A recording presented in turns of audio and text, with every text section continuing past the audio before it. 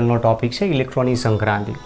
હવે ઇલેક્ટ્રોન જ્યારે સંક્રાંતિ પામે છે, પરમાણુમાં રહેલો ઇલેક્ટ્રોન જ્યારે બહારથી વિકિરણ સ્વરૂપે ઉર્જા મેળવે છે, ફોટોન પાસેથી ઉર્જા મેળવે છે, ત્યારે ઇલેક્ટ્રોનનું જ્યારે ટ્રાન્ઝિશન થતું હોય છે, ત્યારે એ ઇલેક્ટ્રોનનું ટ્રાન્ઝિશન ક્યારે વસ્તુ શક્ય બનતી હોય કે જે ઉર્જા મેળવે છે ત્યારે અથવા ઉર્જા ગુમાવે ત્યારે.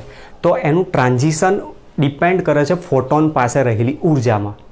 જેમ એની પાસે ઉર્જા ઓછી હશે ફોટોન પાસે, એમ એની સંક્રાંતિ ઓછી કરશે, મતલબ એનર્જી ડિફરન્ટ ઓછો બતાવશે. પણ જો ફોટોન જે આવે છે એની ઉર્જા વધારે હશે તો એનર્જી ડિફરન્ટ વધારે બતાવી શકે છે, મતલબ વધુ પ્રમાણમાં એ ઉત્તેજિત થઈ શકે છે.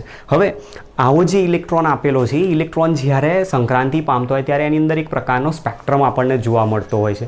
હવે એ બધા સ્પેક્ટ્રમની આપણે અહીંયા ચર્ચા કરવાની છે.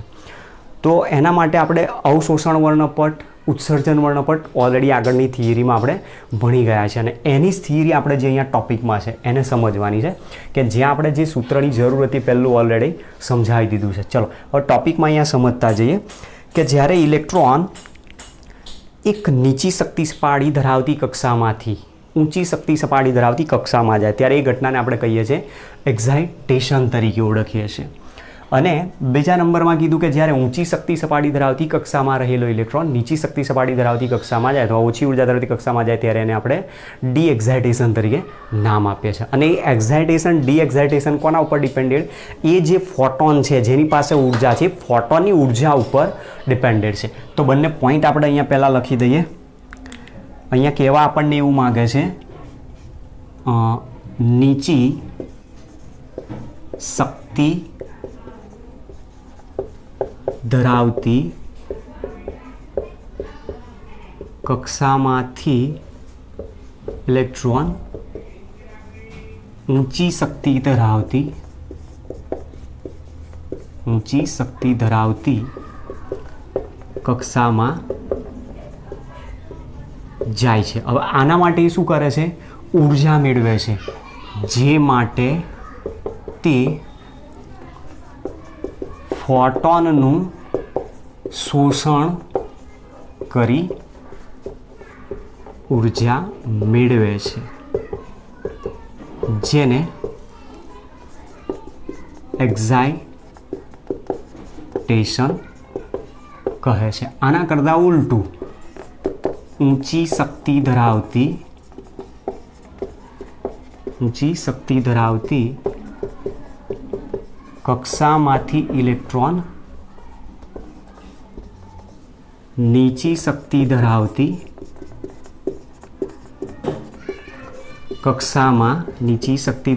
કક્ષામાં જાય છે, જે માટે તે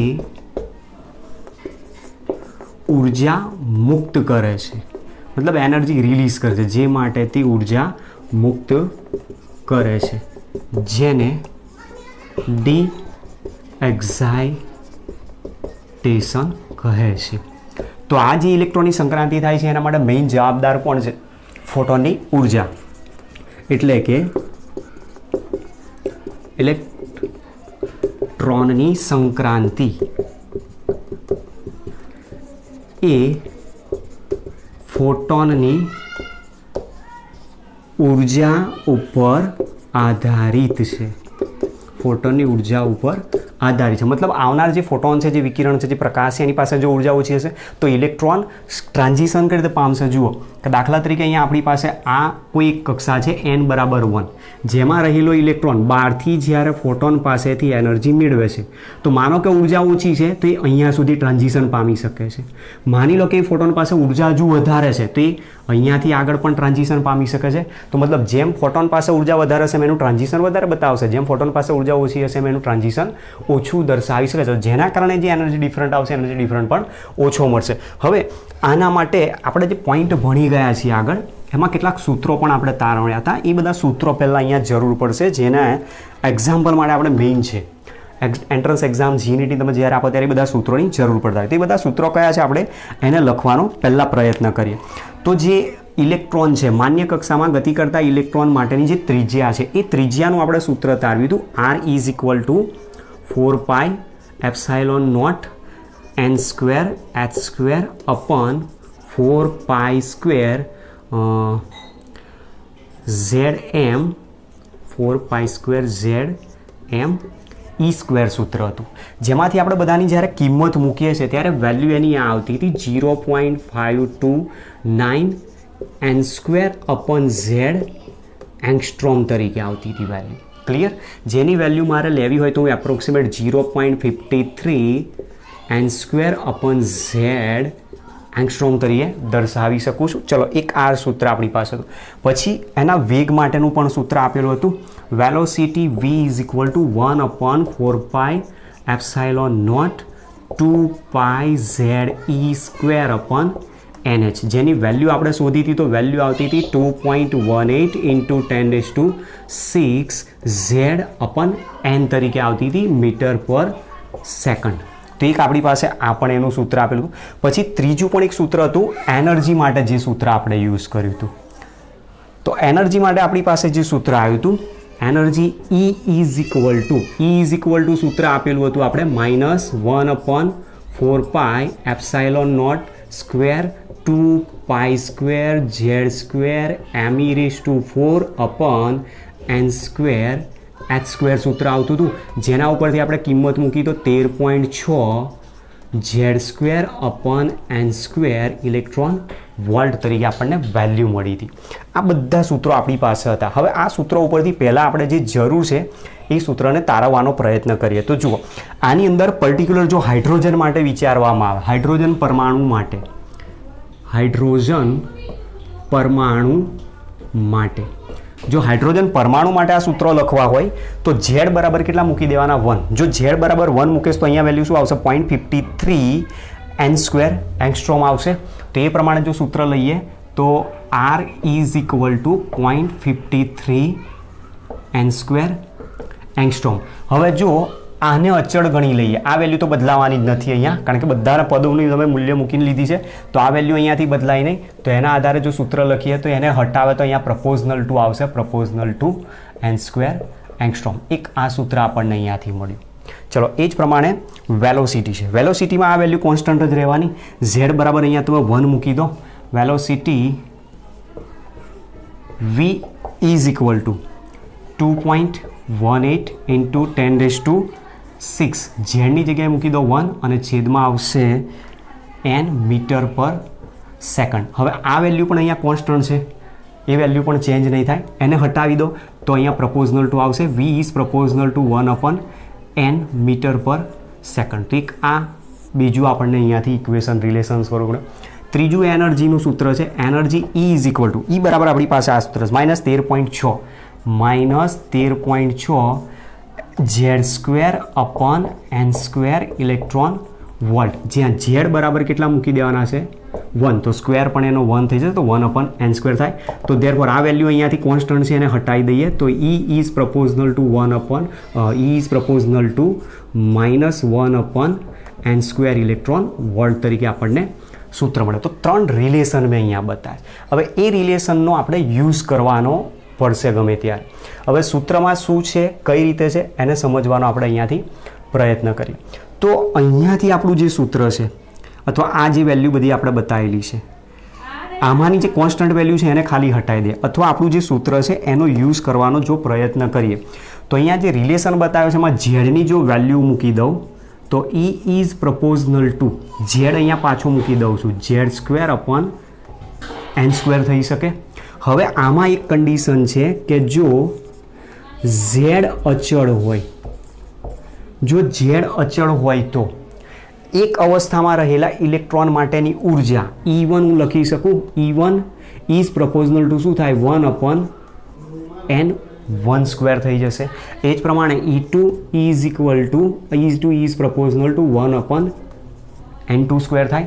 proportional to જો અહીંયાથી દૂર કરીએ તો therefore E1 is equal to k/n1², E2 is equal to k/n2² થાય. હવે આ બંનેનો જો ગુણોત્તર લઈએ તો ગુણોત્તરની વેલ્યુ શું થાય? therefore E1/E2 is equal to k છેદમાં આવશે n1² અને એ જ પ્રમાણે k છેદમાં આવશે n2². તો k અહીંયા કેન્સલ કરી દો, છેદના છેદ અંશમાં લઈ જાઓ તો E is equal to થઈ જશે n2² n1 square therefore equation આવ્યું e1 upon e2 is equal to n2 square upon n1 square એક સૂત્ર આવ્યું. તો એક આ સૂત્ર આપણે દાખલા માટે જરૂર પડશે. હવે બીજો પોઈન્ટ અહીંયા ઝેડની જગ્યાએ એનને જો અચળ લેવામાં આવે, જો એન બરાબર અચળ હોય, જો એન અચળ હોય તો E1 ઇઝ પ્રપોઝનલ ટુ શું થઈ જશે? આને અચળ કરી દીધો તો Z1 સ્ક્વેર થઈ જશે. E1 is equal to Z1 square અને E2 is પ્રપોઝનલ two Z2 square થાય. પ્રપોઝનલ ટુ દૂર કરીએ, therefore E1 is equal to K Z1 square, E2 is equal to K Z2 square. બંનેનો ગુણોત્તર લઈ લો, therefore E1 upon E2 is equal to K Z1 square upon K Z2 square. K cancel થઈ જશે તો therefore E1 upon E2 is equal to Z1 square upon Z2 square. તો આ એક બીજું ઇક્વેશન મળ્યું, જેના આધારે આપણી પાસે જે સમીકરણ આવ્યું એ સમીકરણ પર્ટિક્યુલર અહીંયા શું દર્શાવે છે? તો આ રીતનું ઇક્વેશન દર્શાવે છે. આમાં રિલેશન છે E1 upon E2 is equal to Z1 square upon Z2 square is equal to N2 square upon N1 square. આ સૂત્રનો ઉપયોગ કરીને આપણે મોટાભાગે MCQ એન્ટ્રન્સ એક્ઝામના સોલ્વ કરતા. હવે એ કઈ રીતે આપ્યું છે? તો આપણે કહ્યું મુજબ કે ધારો કે Li પ્લસ આયન આપ્યું, લિથિયમ આયન. લિથિયમ આયનની કોઈક પ્રથમ કક્ષાની ઉર્જા તમને આપી દીધી હોય અને એની જોડે કોઈક બીજી કોઈ એક કક્ષાની ઉર્જા તમને શોધવાની કીધી હોય, તો તમે આ બંનેનો યુઝ કરીને શોધીશો. બે અલગ અલગ પરમાણુ આપેલા હોય તો Z1 Z2નો ઉપયોગ કરો અને એનર્જીનો યુઝ કરો. એ પ્રમાણે આપણી પાસે આ પહેલો રિલેશન અહીંયા આવે છે. તો આ બધા સૂત્રો દાખલા માટેના છે, બરાબર? વ્યવસ્થિત સમજીને દાખલાના સૂત્રો માટે એને ઉતારી લો પહેલાં. ચલો,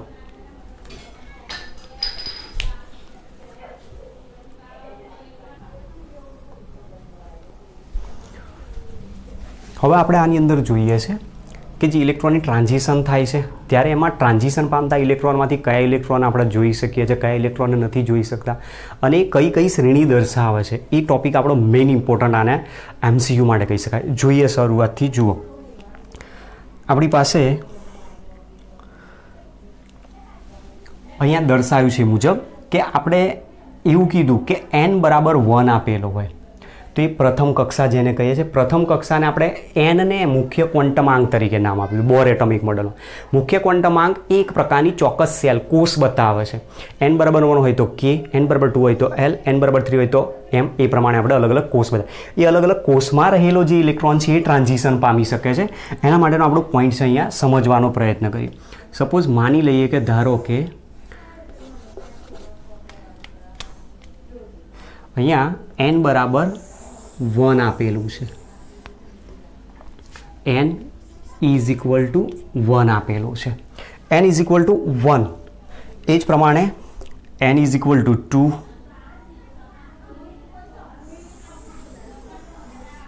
n is equal to 2, n is equal to 3, n is equal to 3, n is equal to 4,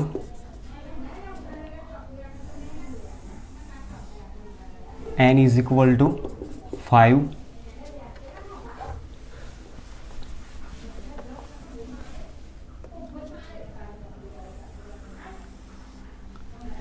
n is equal to 6,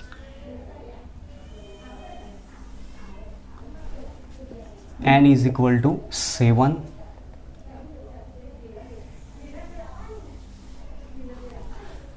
n is equal to 8.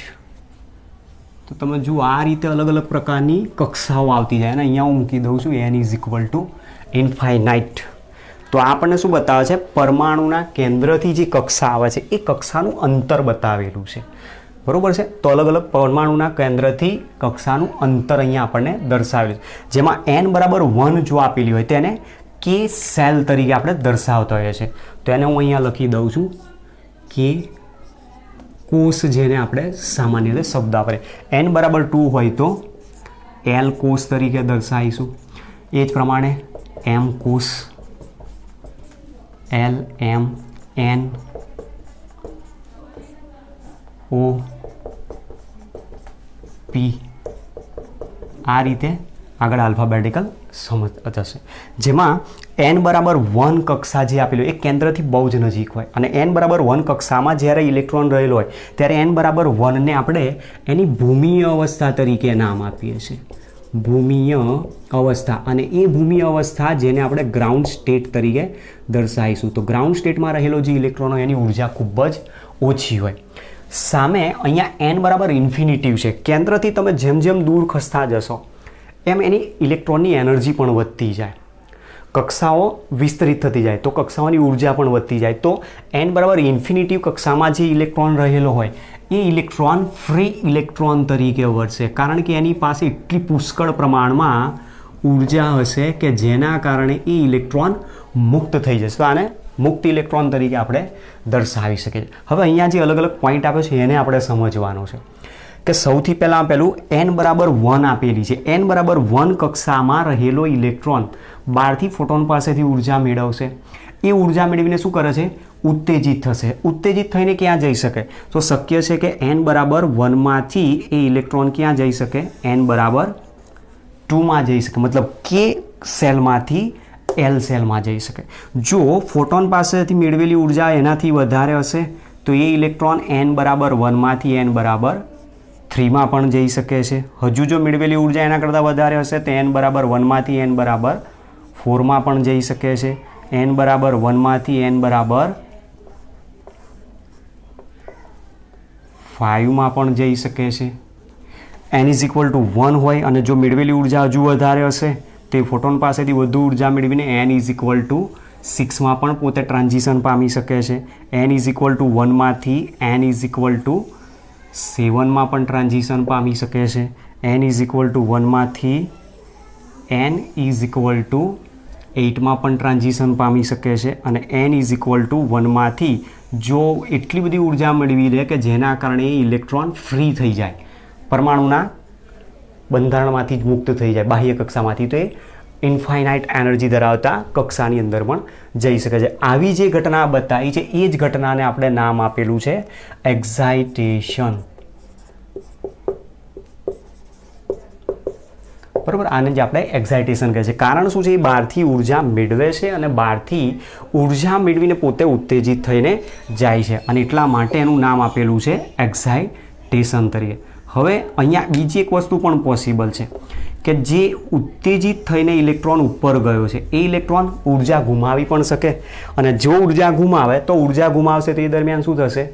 એ પોતે પાછો નીચે આવી શકશે. હવે નીચે જો આવે તો શક્ય છે કે એમાં n ઇઝ ઇક્વલ ટુ ઇન્ફિનિટીમાં રહેલો ઇલેક્ટ્રોન ગ્રાઉન્ડ સ્ટેટમાં પાછો ફરે, મતલબ n ઇઝ ઇક્વલ ટુ 1માં પાછો ફરે. એ જ રીતે n ઇઝ ઇક્વલ ટુ 8માં રહેલો electron n is equal to 1માં આવી શકે છે. n ઇઝ ઇક્વલ ટુ 7માં રહેલો electron n is equal to 1માં આવી શકે છે. n ઇઝ ઇક્વલ ટુ 6માં રહેલો electron n is equal to 1માં આવી શકે છે. n ઇઝ ઇક્વલ ટુ 5માં રહેલો electron n is equal to 1માં આવી શકે છે. n ઇઝ ઇક્વલ ટુ 4માં રહેલો electron n is equal to 1માં આવી શકે છે. n ઇઝ ઇક્વલ ટુ 3માં રહેલો electron n is equal to 1માં આવી શકે છે. n ઇઝ ઇક્વલ ટુ 2માં રહેલો electron n is equal to 1માં આવી શકે છે. મતલબ કોઈ પણ કક્ષામાં રહેલો ઇલેક્ટ્રોન જ્યારે ઉર્જા ગુમાવશે, એ ઉર્જા ગુમાવે ત્યારે આ જે ઘટના મળી એને શું કહેવાય? ડી એક્સાઇટેશન કહેવામાં આવે છે. D excitation.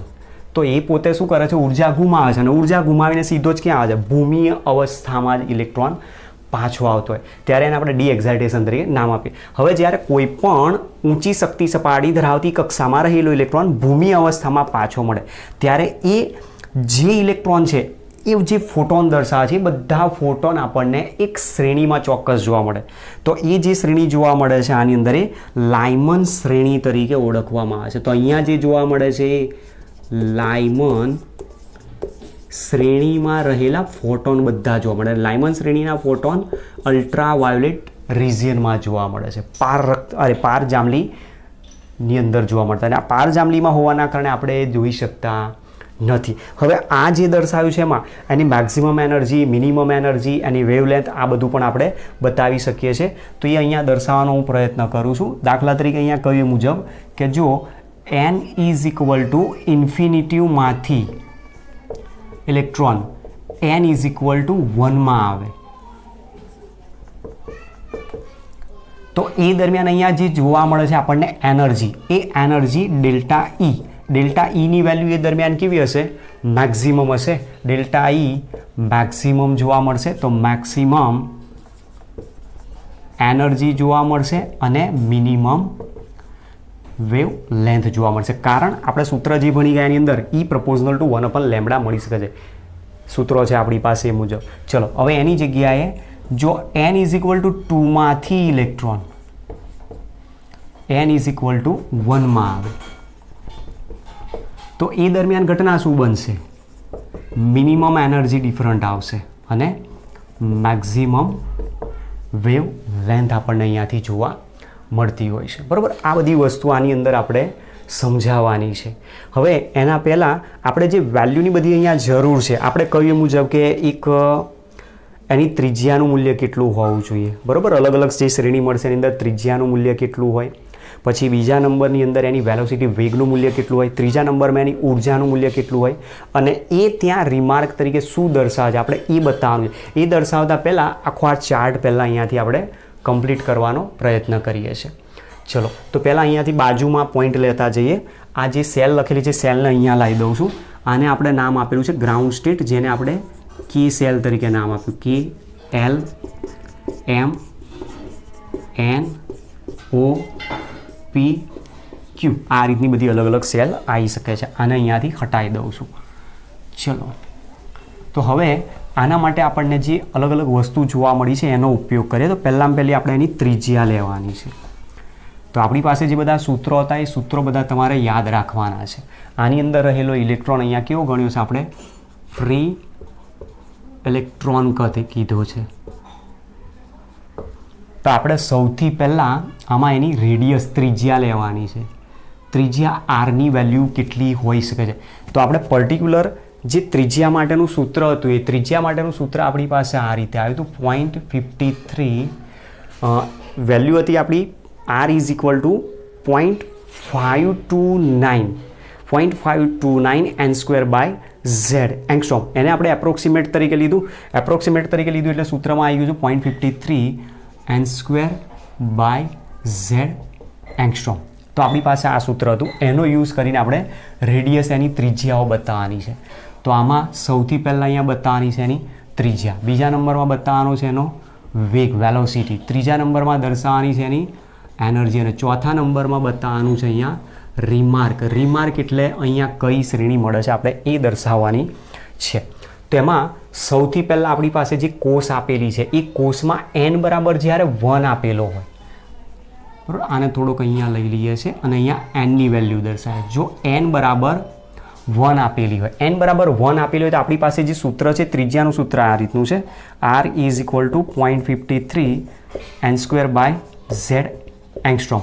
હાઇડ્રોજન પરમાણુ માટે જ માની લઈએ આપણે, બરાબર. હાઇડ્રોજન પરમાણુ માટે જો દર્શાવેલો તો z બરાબર 1 લઈ લો, n બરાબર કેટલા લઈ લેવાના? 1. તો વેલ્યુ શું થશે? 0.53 એંગસ્ટ્રોમ. તો r ઇઝ ઇક્વલ ટુ મળશે 0.53 અને વેલ્યુ અહીંયા બતાવવાની છે આની એંગસ્ટ્રોમમાં, મીટર પર સેકન્ડ, આની દર્શાવવાની છે ઇલેક્ટ્રોન વોટમાં. તો અહીંયા આવશે વેલ્યુ 0.53 એંગસ્ટ્રોમ આવશે. ચલો વેલોસિટીની વાત છે.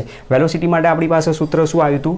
તો v is equal to 2.18 into 10⁶ into z/n metre per second તરીકે આપણને વેલ્યુ બતાવેલી છે. હવે જો એ પ્રમાણે વેલ્યુ બતાવેલી હોય તો vની વેલ્યુ આપણે અહીંયા કિંમત મૂકીને શોધવાની છે. z બરાબર 1 મૂકી દે, n બરાબર 1 મૂકી દે તો વેલ્યુ શું છે? 2.18 10⁶. તો આનું મૂલ્ય આવશે 2.18 ઇન્ટુ 10⁶ જ આવશે. ચલો પછી ઈની સૂત્ર પણ આપણે લીધું તો e is equal to -13.6 z²/n² electron volt. z બરાબર 1 મૂકી દે, n બરાબર 1 મૂકી દે તો વેલ્યુ શું થઈ જશે? -13.6 ઇલેક્ટ્રોન વોલ્ટ આવશે. અને જો n બરાબર 1 આપેલું હોય તો કયા રિજિયનમાં જોવા મળે છે આપણને? લાયમન શ્રેણીમાં જોવા મળેલું છે. તો અહીંયાથી લખી શકું છું લાયમન સિરીઝ. તો લાયમન સિરીઝમાં રહેલો જે ફોટોન છે, જે ઇલેક્ટ્રોન છે એ આપણને અલ્ટ્રાવાયોલેટ રિજનમાં જોવા મળતો હોય છે. ચલો ત્યાર પછી માની લો કે n બરાબર શું હોય? 2 આપેલો હોય. मतलब હવે જે ઇલેક્ટ્રોન ડી એક્સાઇટેશન બતાવે છે એ ડી એક્સાઇટેશન ક્યાં બતાવશે n બરાબર 2 માં. મતલબ n ઇઝ ઇક્વલ ટુ ઇન્ફિનિટીમાં રહેલો electron n is equal to 2 માં અહીંયા આવે છે. એ જ પ્રમાણે n ઇઝ ઇક્વલ ટુ 8 માં રહેલો ઇલેક્ટ્રોન પણ n ઇઝ ઇક્વલ ટુ 2 માં આવી શકે છે. n ઇઝ ઇક્વલ ટુ 7 માં રહેલો electron n is equal to 2 માં, n ઇઝ ઇક્વલ ટુ 6 માં રહેલો electron n is equal to 2 માં, n ઇઝ ઇક્વલ ટુ 5 માં રહેલો electron n is equal to 2 માં. એ જ પ્રમાણે n ઇઝ ઇક્વલ ટુ 3 માં રહેલો electron n is equal to 2 માં આવી શકે. તો ડી એક્સાઇટેશન જ્યારે આ રીતનું બતાવે ત્યારે જે સિરીઝ આપણને અહીંયાથી જોવા મળે છે એ જે શ્રેણી છે એને આપણે બામર અથવા બાલ્મર સિરીઝ નામ આપે છે. બામર શ્રેણી તરીકે ઓળખવામાં છે. અને આ આપણને મોટાભાગે વિઝિબલ રિઝનમાં જોવા મળતી હોય છે. તો અહીંયા હું લખી શકું છું વિઝિબલ. અને આ જ જે શ્રેણીમાં ઇલેક્ટ્રોનનું સંક્રાંતિ થાય છે, ડી એક્સાઇટેશન થાય છે, એ જ ઇલેક્ટ્રોન ફોટોન વિકિરણ સ્વરૂપે આપણે હંમેશા જોઈ શકીએ છીએ, બાકી જોઈ શકતા નથી. તો આ અહીંયાથી આપણને બામર શ્રેણી એક બીજું નામ આપ્યું છે. ચલો હવે એના માટે કિંમત શોધવાની છે. તો ઝેડ બરાબર તો 1 છે, એન બરાબર કેટલા લેવાના છે 2. એન બરાબર 2 મૂકી દો તો વેલ્યુ અહીંયા 2નો સ્ક્વેર થશે.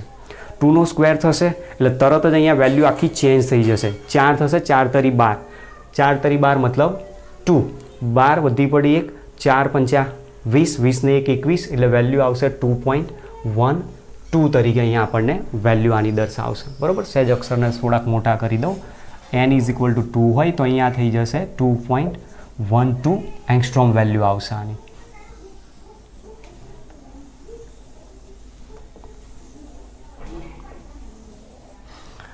ત્યાર પછી વેલોસિટી શોધવાની છે આપણે. વેલોસિટી માટે પણ તમે સૂત્ર મૂકી દો અહીંયા n બરાબર 2 મૂકી દો એટલે ભાગ્યા 2 થઈ જશે. ભાગ્યા 2 કરશો એટલે વેલોસિટીની વેલ્યુ થઈ જશે અહીંયા 1.09 ઇન્ટુ 10⁶. ત્યાર પછી એનર્જીનું જે સૂત્ર છે આપણું E is equal to -13.6 Z² upon n² electron volt છે. તો Z બરાબર 1 છે, n બરાબર 2 મૂકી દો. n બરાબર 2 મૂકશો એટલે ભાગ્યા 4 થઈ જશે. ભાગ્યા 4 કરશો એટલે વેલ્યુ એની અહીંયા આવશે -3.4 ઇલેક્ટ્રોન વોલ્ટ જેટલું મૂલ્ય આવશે. અને જે બતાવે છે અહીંયા આપણને બાલ્મર સિરીઝ દર્શાવેલી છે. તો બાલ્મર સિરીઝની આપણને અહીંયાથી ઇલેક્ટ્રોન ફોટોન સ્વરૂપે જોવા મળતો. અને બાલ્મર સિરીઝમાં રહેલો જે ઇલેક્ટ્રોન છે હંમેશા વિઝિબલ સ્પેક્ટ્રમ દર્શાવે. લાયમન સિરીઝમાં રહેલો છે અલ્ટ્રા વાયોલેટ રિજિયનમાં છે અને આ જે જોવા મળે છે આપણને વિઝિબલ રિજિયનમાં જોવા મળતો હોય. ચલો એ જ પ્રમાણે n બરાબર 3 જો લેવામાં. હવે n બરાબર 3 જો અહીંયાથી લઈએ તો n બરાબર 3 માટે હોય તો મતલબ m કોષમાં ઇલેક્ટ્રોનનું ડી એક્સાઇટેશન થાય. n ઇઝ ઇક્વલ ટુ ઇન્ફિનિટીમાં રહેલો electron n is equal to 3 માં આવી શકે છે. n ઇઝ ઇક્વલ ટુ 8 માં રહેલો electron n is equal to 3 માં આવી શકે છે. n ઇઝ ઇક્વલ ટુ 7 માં રહેલો electron n is equal to 3 માં આવે. n ઇઝ ઇક્વલ ટુ 6 માં રહેલો electron n is equal to 3 માં આવે. n ઇઝ ઇક્વલ ટુ 5 માં રહેલો electron n is equal to 3 માં આવે. n ઇઝ ઇક્વલ ટુ 4 માં રહેલો electron n is equal to 3 માં આવી શકે છે. તો આવી જ્યારે રિજિયન જોવા મળે છે ત્યારે એને આપણે પાશ્ચન શ્રેણી તરીકે નામ આપે છે. અને જે પાશ્ચન શ્રેણી આપણને જોવા મળતી હોય છે એ પાશ્ચન શ્રેણી ઇન્ફ્રારેડ રિજિયનમાં આપણને જોવા મળતી હોય છે. મતલબ કે પારખમાં. તો અહીંયાથી એ ઇન્ફ્રારેડ રિજિયનમાં આપણને જોવા મળતી. હવે આના માટે પણ આપણે બધી વેલ્યુ શોધવાની છે. ચલો તો વેલ્યુ શોધીશું તો આપણી પાસે જે વીનું સૂત્ર આરનું સૂત્ર હતું એ મુજબ 0.53 n²/z એંગસ્ટ્રોમ છે. તો એનની જગ્યાએ 3 મૂકી દો એટલે 9 વડે ગુણાઈ જશે. 9 વડે ગુણાશે તો આની વેલ્યુ જે આવશે એ 0.53 × 9 એટલે 4.7. તો વેલ્યુ અહીંયાથી મળશે આની 4.7 એંગસ્ટ્રોમ વેલ્યુ મળશે.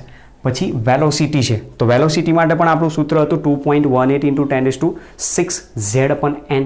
તો n બરાબર ત્યાં 3 મૂકી દો એટલે 3 વડે ભાગશો. 3 વડે ભાગશો એટલે વેલ્યુ થઈ જશે આની 3 વડે ભાગશો તો 2.18/3 છે. 2.18/3 એટલે 3 7 તરી 21 મતલબ કે વેલ્યુ આની થઈ જશે 0.72 × 10⁶ વેલ્યુ થશે. એ જ પ્રમાણે આની અંદર અહીંયા n બરાબર 3 મૂકી એટલે 9 વડે ભગાશે. 9 વડે ભાગશો એટલે આની વેલ્યુ આવશે -1.51 ઇલેક્ટ્રોન વોલ્ટ થઈ જશે. અને આ જે જોવા મળે છે આપણને પાશ્ચન સિરીઝ માં રહેલો ફોટોન જોવા મળતો હોય અને એ જે છે એ આપણને ઇન્ફ્રારેડ રિજિયનમાં જોવા મળે. ઇન્ફ્રારેડ રિજિયનને આપણે જોઈ શકતા નથી. ચલો એ જ પ્રમાણે next n is equal to 4ની હવે જો વાત કરીએ de excitation n is equal to 4માં દર્શાવે. જો n ઇઝ ઇક્વલ ટુ ઇન્ફિનિટીમાં રહેલો electron n is equal to 4માં આવી શકતો હોય, n ઇઝ ઇક્વલ ટુ 8માં રહેલો electron n is equal to 4માં આવે, n ઇઝ ઇક્વલ ટુ 7માં રહેલો electron n is equal to 4માં આવે, n ઇઝ ઇક્વલ ટુ 6માં રહેલો electron n is equal to 4માં આવે અને n ઇઝ ઇક્વલ ટુ 5માં રહેલો electron n is equal to 4માં આવી શકતો હોય.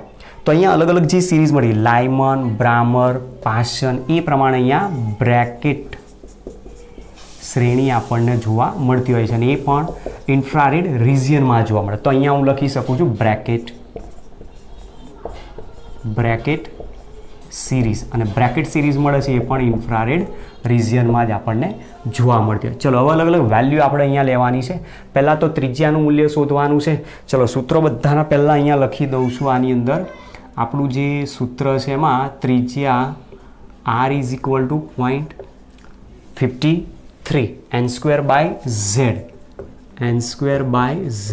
એંગસ્ટ્રોમ, પછી v is equal to 2.18 into 10⁶. પહેલાં તો બે સૂત્રો તો ઓલરેડી છે, એક જ સૂત્ર આપણું બાકી છે into z/n metre per second. તો આ ત્રણ ઇક્વેશન આપણે અહીંયાથી લેવાના છે. ચલો n બરાબર 4 મૂકી દઈએ. n બરાબર 4 મૂકશો એટલે 4 વડે ગુણાશે. 4 વડે 4 અહીંયા મૂકશો એટલે 4 નો વર્ગ 16, સો 16 તરી 48. અલગ અલગ વેલ્યુ આની અંદર આવશે. તો n ઇઝ ઇક્વલ ટુ 4 જો લેવામાં આવે તો n ઇઝ ઇક્વલ ટુ 4માં 4 જો મૂકીએ તો 16 તરી 48 અને 4808 વધી પડી 4 અને 16 પંચા 80, 80 ને 4 84, મતલબ કે આની વેલ્યુ થઈ જશે 8.48 એંગસ્ટ્રોમ જેટલી વેલ્યુ આવશે. ચલો એ જ પ્રમાણે આની વેલ્યુ શોધવાની છે. છેદમાં 4 મૂકી દો. 4 મૂકશો તો 4 પંચા 20 એટલે 0.5 મતલબ થાય છે અહીંયા વેલ્યુ. 4 પંચા 20 એટલે 0.54 ઇન્ટુ 10⁶ વેલ્યુ આવશે. એ જ પ્રમાણે આનું જે મૂલ્ય મળશે 0.85 ઇલેક્ટ્રોન વોલ્ટ તરીકે મળશે. બરાબર, આપણે કેલ્ક્યુલેટરથી આ બધાને શોધીને લખવાનું છે. આપણે યાદ રાખવાનું નથી, ખાલી સૂત્રો જોવાના, સૂત્રો ઉપરથી આની કિંમતો મૂકીને યાદ રાખવાનું. ચલો એ જ પ્રમાણે આની અંદર n ઇઝ ઇક્વલ ટુ 5માં જો ઇલેક્ટ્રોન ડી એક્સાઇટેશન થાય, મતલબ n ઇઝ ઇક્વલ ટુ ઇન્ફિનિટીમાં રહેલો n ઇઝ ઇક્વલ ટુ 5માં આવી શકે છે, n ઇઝ ઇક્વલ ટુ 8માં રહેલો electron n is equal to 5માં આવી શકે છે, 7માં રહેલો ઇલેક્ટ્રોન 5માં આવી શકે છે, 6માં રહેલો ઇલેક્ટ્રોન પણ 5માં આવી શકતો હોય છે. ત્યારે આ જે મળે છે એને ફુંડ શ્રેણી તરીકે આપણે નામ આપતા હોય છે, અથવા ક્યારેક પી ફંડ પણ કહે છે આને. તો આ જે જોવા મળે છે આ પણ ઇન્ફ્રારેડ રિજિયનમાં જ આપણને જોવા મળતો હોય. ચલો તો કિંમત મૂકી દઈએ અહીંયા. n બરાબર જો 5 લેવામાં આવે, n ઇઝ ઇક્વલ ટુ જો 5 લઈશું તો જે વેલ્યુ આવશે ત્રિજ્યાનું મૂલ્ય એ 13 પોઈન્ટ સમથિંગ આવશે. તો 13 એંગસ્ટ્રોમ અહીંયા એક્ઝેક્ટ એપ્રોક્સિમેટ વેલ્યુ લખીએ છીએ. આની વેલ્યુ જે આવશે 0.43 ઇન્ટુ 10⁶ અને એનર્જીની વેલ્યુ આવશે એનર્જી 0.54 ઇલેક્ટ્રોન વોલ્ટ જેટલી આવશે, જેને આપણે નામ આપેલું છે પી ફંડ એટલે કે ફુંડ સિરીઝ તરીકે આપણે આને નામ આપેલું છે. પી ફંડ તરીકે નામ લખતા હોય છે અને એ પણ ઇન્ફ્રારેડ રિજિયનમાં જોવા મળતો. ચલો એ જ પ્રમાણે આની અંદર એક બીજો પોઈન્ટ એક્સટેન્ડ કરી દઉં છું જે બુકમાં આપણને આપેલો તો નથી જ, કે જ્યારે n ઇઝ ઇક્વલ ટુ ઇન્ફિનિટમાં રહેલો electron n is equal to 6માં આવતો હોય, એ જ પ્રમાણે n ઇઝ ઇક્વલ ટુ 8માં રહેલો electron n is equal to 6માં આવે, n ઇઝ ઇક્વલ ટુ 7માં રહેલો electron n is equal to 7માં. તો આ જે રિજિયન જોવા મળે છે, જે શ્રેણી જોવા મળે છે એને આપણે હમ્ફ્રી શ્રેણી તરીકે નામ આપીએ છીએ. હમ્ફ્રી સિરીઝ તરીકે આપણે નામ આપીએ છીએ અને આ પણ ઇન્ફ્રારેડ રિજિયનમાં જ જોવા મળતો હોય છે. તો n ઇઝ ઇક્વલ ટુ 6. આમાં લગભગ આની બતાવવાની આપણે કોઈ જરૂર પડતી નથી. તો આ પ્રમાણે આપણી પાસે એક આખું રિજિયન અહીંયાથી જોવા મળ્યું છે અને એ રિજિયનની અંદરથી કયો ઇલેક્ટ્રોન આપણે જોઈ શકીએ છીએ અને કયો ઇલેક્ટ્રોન નથી જોઈ શકતા એના વિશેની બધી ડિટેલ આના ઉપરથી મળે, કે જે ઇલેક્ટ્રોન અથવા ફોટોન લાયમન સિરીઝની અંદર જોવા મળે અલ્ટ્રાવાયોલેટ રિજનમાંથી આપણે એને જોઈ શકતા નથી. જે ઇલેક્ટ્રોનનું સંક્રાંતિ વિઝિબલ રિજનમાં થાય એને જ આપણે જોઈ શકીએ. ઇન્ફ્રારેડ રિજનની અંદર પણ આપણે જોઈ શકતા નથી. હવે પ્રશ્ન તમારા અહીંયા અલગ અલગ રીતના પ્રશ્ન પૂછાય. આપણું જે સૂત્ર હતું એ હવે ધ્યાનથી સમજજો કે અહીંયા લાયમન સિરીઝ આપેલી હોય, લાયમન શ્રેણી જ્યારે આપેલી હોય તો N1ની વેલ્યુ ત્યાં કેટલી ગણાશે 1. અહીંયાથી તમારે ચેક કરવાનું. જો n બરાબર કેટલા લેવાના 1. લાયમન સિરીઝ હોય ત્યારે n1 બરાબર અથવા ni આપણે સૂત્રની અંદર જે બતાવ્યું, આપણું જે સૂત્ર છે એ એનર્જી માટેનું સૂત્ર આ રીતનું અહીંયાથી મળ્યું છે. Energy E is equal to 2.18 into 10 raised to minus 18 1 upon ni square minus 1 upon n2 square into z square joule. આ આપણી પાસે એક ઇક્વેશન હતું. એના સિવાયના બાકીના જે બે સૂત્ર છે એમાંય તમે એપ્લાય કરી શકો. ni અને n2 અથવા n1 અને n2 ni અને nf જે છે, n1 હોય તો લાયમન સિરીઝ માટે 1 કહેવાય અને n2 ની વેલ્યુ શું આવે ત્યાં?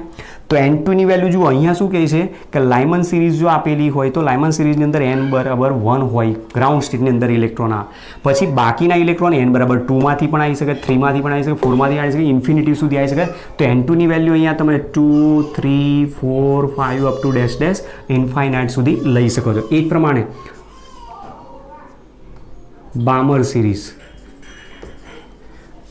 બામર સિરીઝ જો આપેલી હોય તો બામર સિરીઝ અંદર આપણે n1 2માં બતાવે છે તો n1 ની વેલ્યુ ત્યાં શું આવશે 2. જ્યારે n2 બરાબર શું થશે 3 4 5 6 up to dash dash infinite.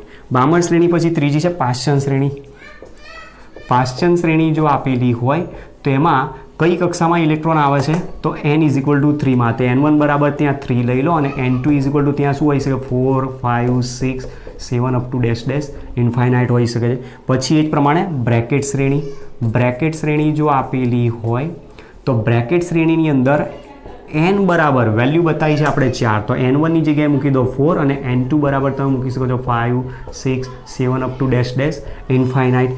ત્યાર પછી એ જ રીતે ફંડ શ્રેણી જે આપેલી છે આપણને, તો ફંડ શ્રેણીની અંદર n1 ની વેલ્યુ તમે અહીંયા કેટલી વાપરી શકો છો તો 5 આપેલી છે. તો n1 ઇઝ ઇક્વલ ટુ 5 હોય તો n2 બરાબર 6 7 8 up to dash dash infinite સુધીની વેલ્યુ હોઈ શકે છે. તો આવું પણ ક્યારેક અહીંયા MCQ સ્વરૂપે આપણને પ્રશ્ન પૂછી શકતા હોય કે નીચેનામાંથી કોઈ એક ઇલેક્ટ્રોન લાયમન શ્રેણીનો છે તો તેના માટે કયું વિધાન સાચું છે. તો તમારે આ પછી ત્યાં ચેક કરવાનું.